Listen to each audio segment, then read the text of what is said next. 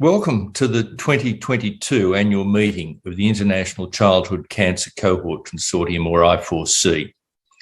The consortium, which was established in 2005, seeks to bring together exposure data and biospecimens from large global birth cohorts and to link that to childhood cancer occurrence among participants. Over the last 5 years or so, the consortium has published the first prospective evidence on a range of exposures from birth weight to maternal infection and environmental chemicals. This evidence has been derived from analysis of the current database, which includes data on 6 cohorts and approximately 400,000 mother and baby pairs.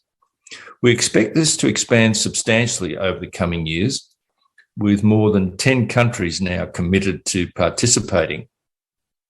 You'll hear from investigators from each of these cohorts with details of their studies and the progress they are making.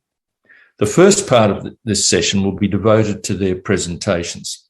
Following that, there will be scientific presentations on topics related to our work on childhood cancer. These talks will be live, but because of time differences across the globe, we have scheduled 2 different programs of scientific talks. One for those in what we have called the Eastern United States European time zone, and the other for the Pacific Rim. If you miss either of these, they will be recorded and you can view them later on demand. The content of each of these sessions is now on the screen.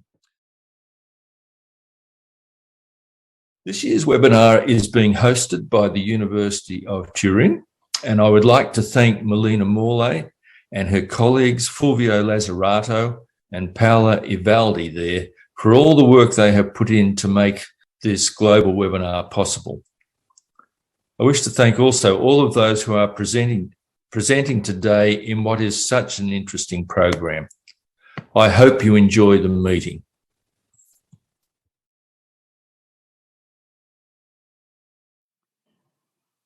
Today we talk about the Campinas birth cohort located in the south of Brazil in the state of São Paulo. This cohort started on April 2016, and here are the associate investigators, the technicians, the biobank informatics, administrative assistants, and 10 interviewers in this program. The biobank structure was approved by the Brazilian Research Ethical Committee, CONEP, with a facility area of 113 square meters to process and carry out long-term storage of tissue, live cells, proteins, nucleic acids at ultra-low temperature in high-grade nitrogen tanks and minus 80 degrees freezers. Sample management implemented with dedicated software and barcode identification. The sample processing concerning pregnant women refers at the first trimester of pregnancy concerning plasma, serum, red blood cells, and buffy coat. We have now a bit more than 4,000 collected samples.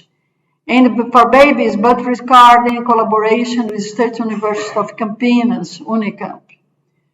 Maternal data until December 2021 were 10,000 first interview of the pregnant women, 5,600 second interview. Were excluded 2.9%, mainly due to COVID pandemic, 247 women, and the others we have here mentioned included refused to participate 10. So the total analyzed is 9,714. Spontaneous abortion, 1.8%. Socioeconomic data from the mothers, we have a total of that number for 9,700. The median age of pregnancy, 26 years of age. Educational level, 65% with elementary secondary school.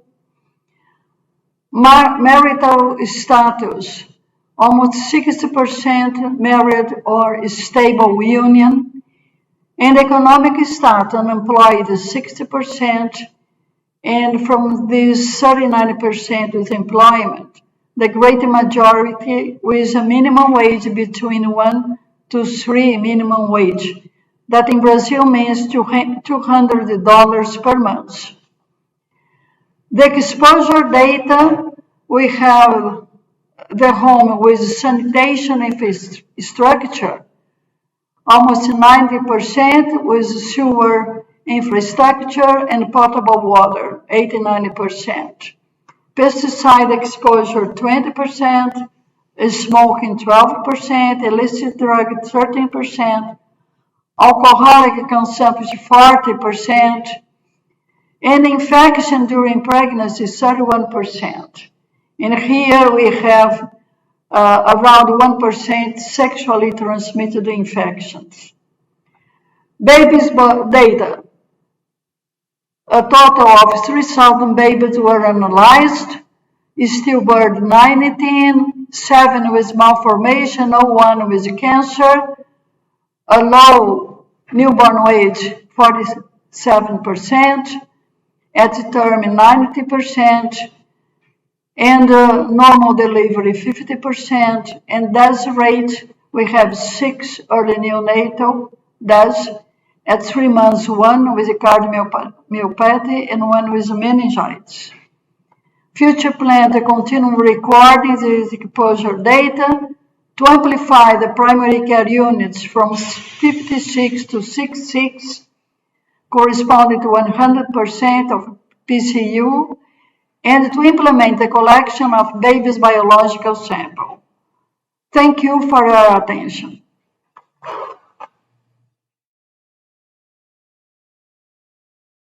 Hi everybody, my name is Kate Northstone and I'm an Associate Professor in Epidemiology at the University of Bristol. Firstly, thank you to the organisers for inviting me to give an update on ALSPAC. ALSPAC stands for the Avon Longitudinal Study of Parents and Children, and we celebrated our 30th birthday last year. Whilst there are no fundamental changes to our contribution to the consortium, I wanted to take the opportunity to update you on our recent data collections and plans for the future. The study is still very much alive. So for those of you who are not aware of ALSPAC, and for those who would like a reminder, the study enrolled pregnant women who were living in and around Bristol with due dates falling between the 1st of April 91 and the 31st of December 92. We're known locally to our participants as children of the 90s.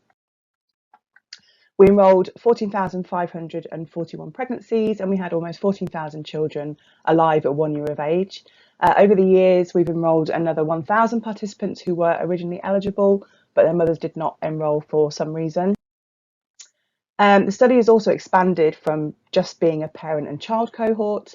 So mums were asked to pass on questionnaires to their partners, often the fathers, but not always. And through asking questions to those parents, we also have lots of information about the study child's grandparents and actually also their great-grandparents. We also have lots of data about brothers and sisters. And of course, we do have some siblings in the study, as some mothers had more than one pregnancy during the study period, and we have over 200 multiple births. As you would expect of 30-year-olds, many of our original study children are now having their own children, which we call COCOs, the children of the 90s. So we are now a truly intergenerational study. We've collected a vast amount of data over the years in lots of different ways. Our primary source of data collection is questionnaires. So mums have completed more than 30 questionnaires about themselves and another 25 about their children. And their partners have completed around 20. And we started to train the children early with their own questionnaires to fill in from the age of 5. And these have obviously got longer and more detailed as they grew up. In addition to questionnaires, we've invited children to face-to-face research clinics from the age of 7. We saw them annually up to the age of 13, then again at 15, 17, 24. And now they're being invited to our at 30 clinic. So in fact, our 30-year clinic, which started towards the end of the last year, is open to all our generations. So here we can see an original study mum with 2 of her children and their children all visiting on the same day. The clinics at 30 are collecting all kinds of different measures from all three generations. So here we can see a study mum undertaking jumping mechanography, which assesses muscle function, a dad undergoing a DEXA scan to measure his body composition, and our 30-year-olds are undertaking vision tests, liver scans, completing online mental health questionnaires, and finally we've also got a little one here getting her height measured. Our other main source of data collection is biological samples. We've collected blood, urine and saliva samples from all those clinics, but also from mums during pregnancy. We also took part of the cord and placenta from those pregnancies, and we have hair, toenails and teeth from the children, which can be used to tell us about all kinds of environmental exposures. And then from these samples, we have various biomarkers assessed and lots of omics data is available. So coming back briefly to the children of the children, we started enrolling them in 2012 as an open cohort, meaning that some children were enrolled during pregnancy and some after they've been born.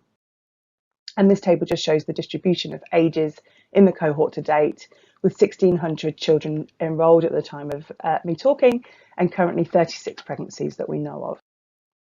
So this graphic summarises the different measures being taken from pregnancy through to 11 years of age via questionnaires, clinics and biosamples. And key to note here is the collection of information from health records. So we obtain consent to link to various administrative information, including medical records and registry data at recruitment, and we're in the process of starting the linkage process for that generation. So this does mean that we will be able to obtain cancer data in this second generation. And if you're interested in finding out any more about COCOs, then please take a look at the cohort profile paper published on Welcome Open. So that was a very brief update, and that leaves me to say thank you very much for your time. Please do drop me an email if you have any questions, visit our website, or do follow us on Twitter to keep up to date on our news. Thank you.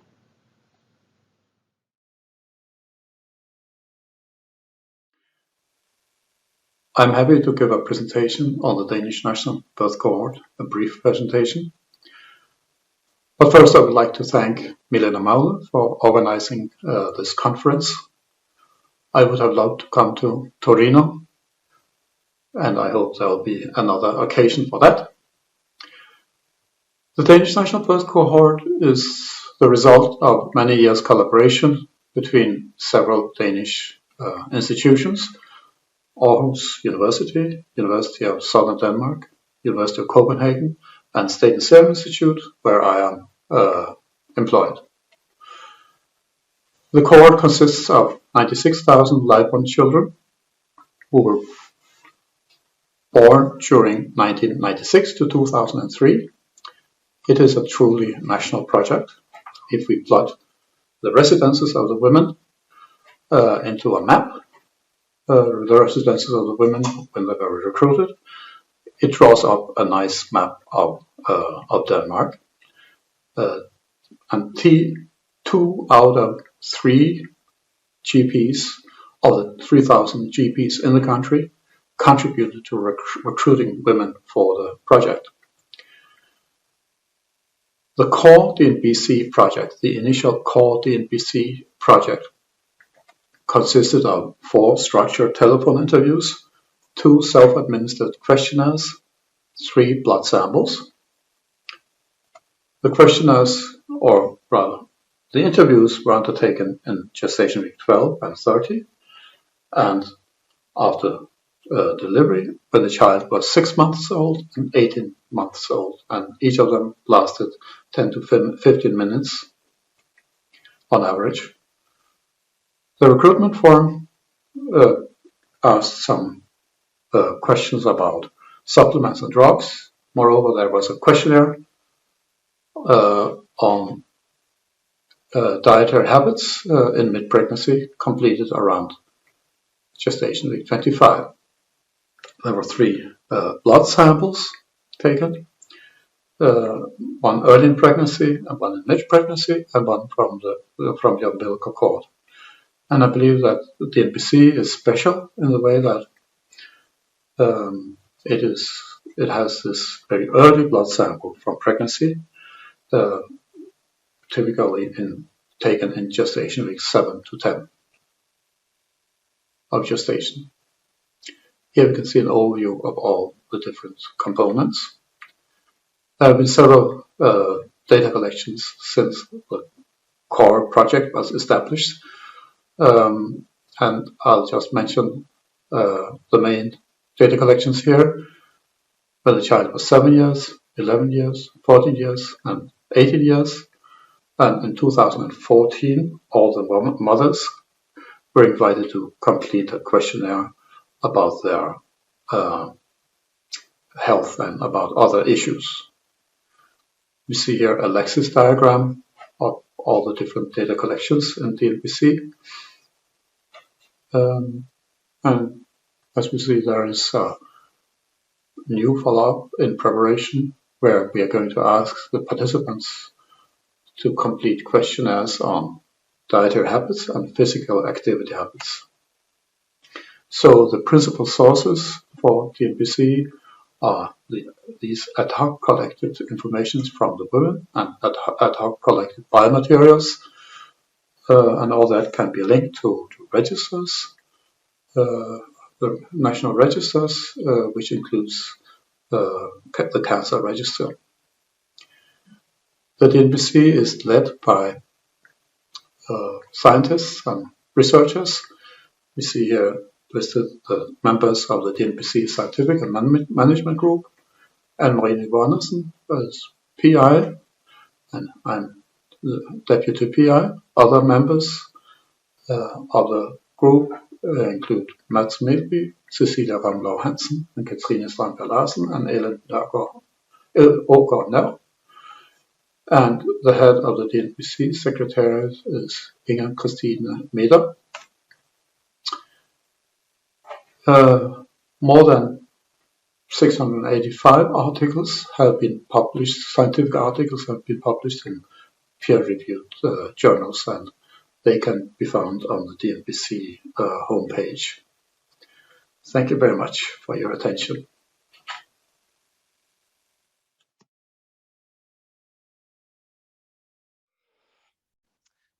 Hi, my name is Per Magnus, and I'm happy to give you a short presentation of the Norwegian Mother, Father and Child Cohort Study. The study has been part of the I4C for several years and participated in several sub-studies. So what is it? Well, it's a family cohort, mother, father and child. It was recruited in the period 1999 to 2009 during the pregnancy of participating women. Some of them participated with more than one pregnancy, and altogether there's 113,000 pregnancies included. The parents and now the children have been followed with self-reported questionnaires, and there is a biobank, and there is linkage to nationwide registries. It's a long-term follow-up.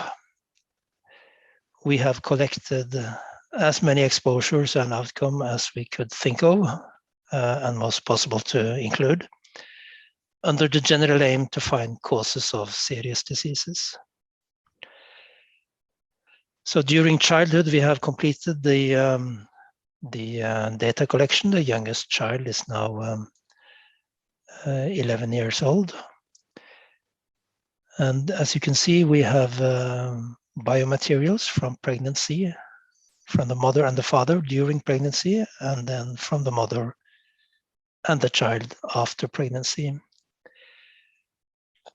And then there's a series of questionnaires, mostly filled in by the mother. And at the age of 13 years, the children are beginning to get questionnaires in an electronic fashion on mobile phones from the cohort. So there's been a special situation during the last 2 years, which is caused by the fact that our Norwegian Public Health Institute has had the obligation to give advice to the government how to deal with the epidemic situation, and MOBA has then been extensively used for surveillance and research on COVID-19, and perhaps less on other things during this period. For instance, there has been a collection of blood samples from 10,000 participants, mainly for the study of the immune response to COVID-19. In addition, there's been short electronic questionnaires that have been sent every second week to participants, asking about symptoms, testing behavior, vaccinations, adverse effects, and long COVID, and a series of other things. This has been important. Regarding cancer in children, there is really no loss to follow up because we have this linkage to the cancer registry. And one of the good things about MOBA is the possibility to do, in addition to a regular cohort study, to perform nested case control studies within the cohort. For instance, if you want to do analysis of biomarkers or potentially causal agents. And again, in addition to the cancer registry, there is a series of other registries that can be linked to. We have done SNP genotyping, which is now available for 30,000 trios, and awaiting quality assurance, we will soon have 50,000 trios. We also have methylation whole genome data, which is available now for 3,000 trios. We also hope to have other omics soon.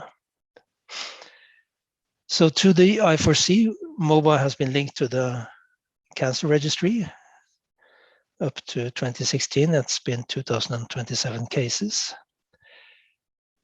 And these information on the birth or the records for these children have been passed on to the database in the Murdoch Institute in Australia, together with 10% of the records for the remaining part of MOBA.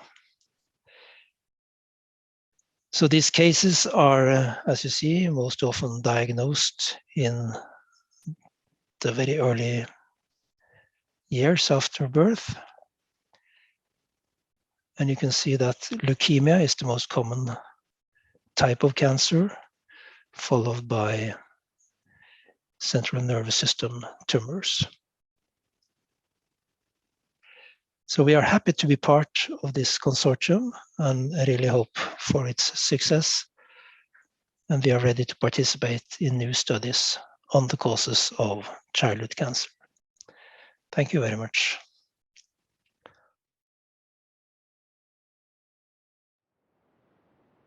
Good morning.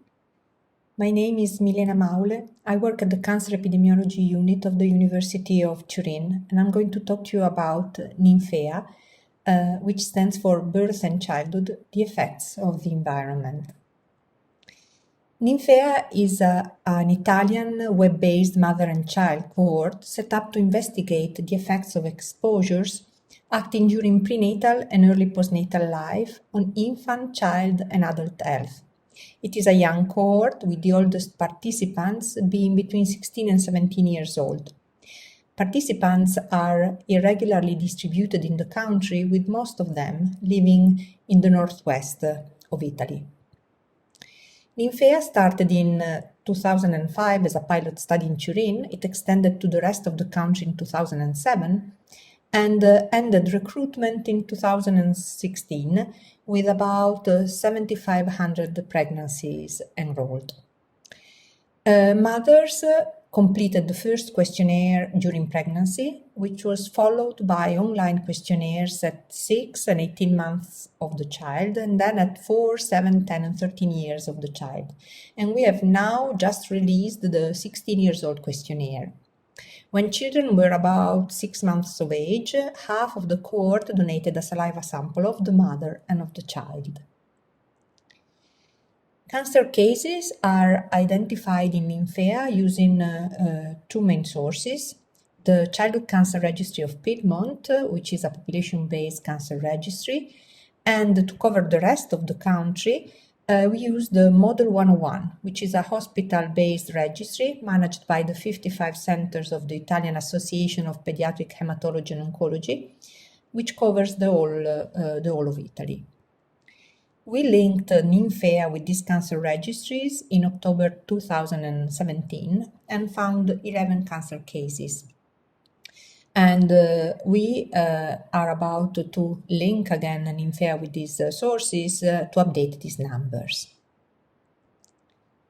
NINFEA participates in Athlete, a European-funded project that aims to understand and prevent health damage from environmental hazards from the earliest stages of life. It is based on the concept of the human exposome, shifting from the traditional one exposure, one disease approach to the study of the effects of all environmental exposures that we accumulate now in our lifetime, starting from conception until adulthood. And we think that this idea of the exposome could be relevant also for the purposes of I4C. As an example of our activities in Athlete, I'm going to show you some of the results obtained by Chiara Moccia, who is a PhD student in our unit, on the exposome of NINFEA children living in Turin. This is a heat map that shows pairwise correlations of the total of the exposome of these children, including 43 different exposures grouped in 5 families: lifestyle, diet, meteoclimatic and traffic exposures, and built environment.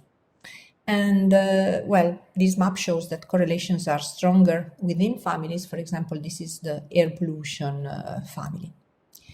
We then performed the cluster analysis to group together children that share similar exposome patterns.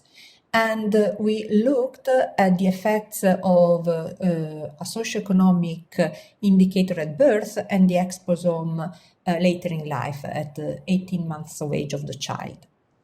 And for example, we found that children with a low socioeconomic position have a higher risk of belonging to a cluster which consists of children with poor diet but living in less polluted areas, and a lower risk of belonging to a cluster characterized by very good diet but highly polluted areas located in the central part of town.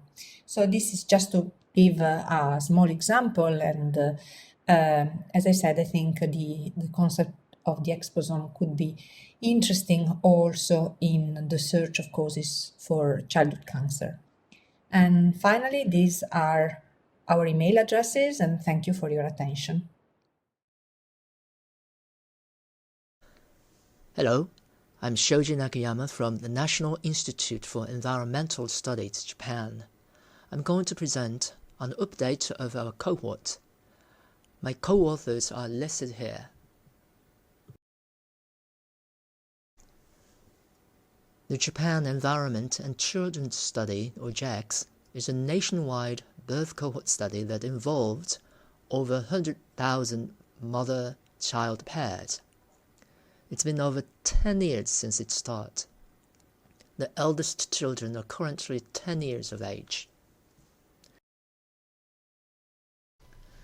We have measured many biological samples for many chemicals. For example, we measured metallic elements such as mercury, lead, cadmium, and poly and perfluoroalkyl substances, organophosphate pesticide metabolites, and environmental phenols such as parabens, bisphenols, triclosan, phthalates, and neonicotinoid insecticides, arsenic and POPs, and then AHR binding activity. And we're trying to measure more chemicals in the biological samples, and then results gonna come soon. We have analyzed many biological samples for many chemicals as shown here.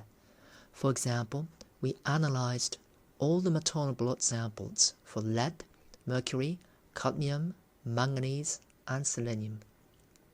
Other chemicals such as poly and perfluoroalkyl substances, phenols, pesticides, phthalates, and some POPs have been measured too. We also did home visit of 5,000 households and measured volatile organic compounds, aldehydes, acidic gases, and particulate matters. We collected house list and quantified allergen and endotoxin in the samples. Here's the number of publications which is growing rapidly. Last year, over 100 articles were published. We expect to have more and more publications out of our study. Now, I'm going to update the tables of 2 more cases. The newest dataset includes data until 4 years of age. The number of ALL became 13, whereas AML was 9. We will soon have data until 6 years and know whether these cases will peak out or not. Next shown are the CNS tumor cases. 2 teratoma were added at the age of 4, totaling 11 cases of CNS tumors. Finally come solid tumor cases. A neuroblastoma, soft tissue tumor, and other tumor were found at the age 4. The solid tumor cases now count 42. With that said, I appreciate for your listening. Thank you. Hi, my name is Melissa Wake. I'm the Scientific Director of the Generation Victoria, or Gen V cohort, and it gives me great pleasure to tell you about our progress today with this exciting cohort. Gen V started as a big idea about 10 years ago and began its serious planning about 4 years ago. It's led from the Murdoch Children's Research Institute at the Melbourne Children's Campus, which is a beautiful campus here in Melbourne, which is in the state of Victoria, down at the bottom of mainland Australia. So by 2035, Gen V's vision is to have helped solve complex issues facing our children and adults now and in the future. What is it? It's a whole of Victoria prospective cohort targeting all 150,000 babies born in Victoria over 2 full years, from October 2021 to September 23, and their parents. We talk about it having 6 building blocks: consent soon after birth, universal biosamples, linked administrative and services data, Gen V collected data, and a capability for integrated studies, both observational and interventional, and all with a platform that is designed as a service. So in terms of progress, here is a timeline from January 2020 through to 2025. Like all other cohorts, we've been impacted somewhat by COVID. You can see lockdowns easing, lockdowns easing, lockdowns, lockdowns. So our Vanguard launch was delayed somewhat and started in a single hospital in the west of Melbourne in December 2020. We were then able to begin our cohort scale-up in July across the state, and we reached statewide recruitment in October of last year. So here you can see our 2 years of recruitment, children getting older, and really quite a long 3.5-year period of pregnancies in total. So we're making good progress. We now have nearly 11,000 babies signed up and over 27,000 participants overall. That's babies, mothers, and fathers. We've got a really strong regional reach, and many participants whose spoken language at home is not English. And very large numbers of biosamples are now coming in, with 90% of families agreeing to both biosamples and genetic analyses. So what does a whole of state cohort look like? It means that we receive a daily census of all births, and we have a presence in all 59 hospitals right across the state.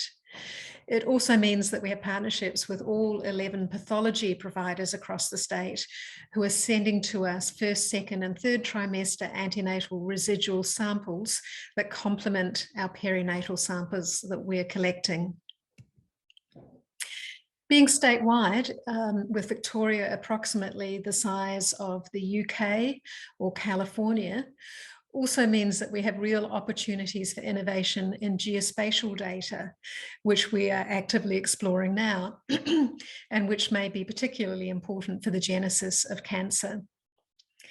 In terms of long-term follow-up data, we're developing a digital tool called the ePhenome to enable us to collect both family reported and phenotypic measured data, as well as a complete diary of children's and parents' illnesses and conditions as they develop over time. And that will be supplemented with depth modules, which will enable us to explore specific issues in more detail.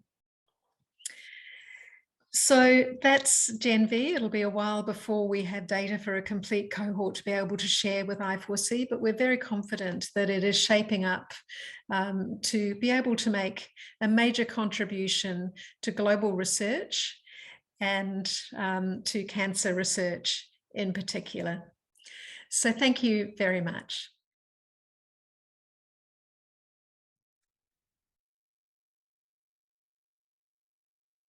Hello, everyone. I will be very happy to update you about Lanzhou and the Taiyuan birth cohorts. From this map, you can see Lanzhou birth cohort was conducted in 2010 to 2012. Taiyuan birth cohort conducted in 2012 and to 2016. We have another one, Shunyi, from 2018 to 2020. I hope to have the opportunity in near future to share with you about the Shunyi update. So in terms of Lanzhou birth cohort, we recruited 10,542 participants. We have collected detailed questionnaire interview data and also maternal and cord blood biosamples. For their birth outcomes and maternal complications were abstracted from medical records. We also have air pollution data as well. So this is a study. This is an overall population in Lanzhou distribution, and our study population pretty much in line with the population distribution in Lanzhou. Since we only have 4 air monitoring stations during the study time period, when we are looking at the air pollution, we only focused on the residents from Lanzhou city area. You can see here is a large seasonal variations in terms of PM10 concentrations in Lanzhou, but very small spatial variations. The mean average concentration for a PM10 during the study time period in our study population is 140, which is 7 times higher than the WHO guideline. For all early studies, they reported a mean average PM10 concentrations ranging from 13 to 90. So our study have the opportunity to address a high level ambient air pollution exposure in relation to adverse pregnancy outcomes.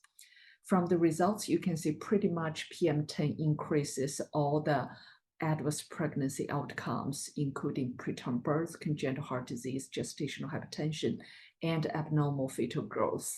We also look at the indoor air pollution for passive smoking, cooking fuel, and the indoor air metal composition. They all show the adverse impact on pregnancy outcomes.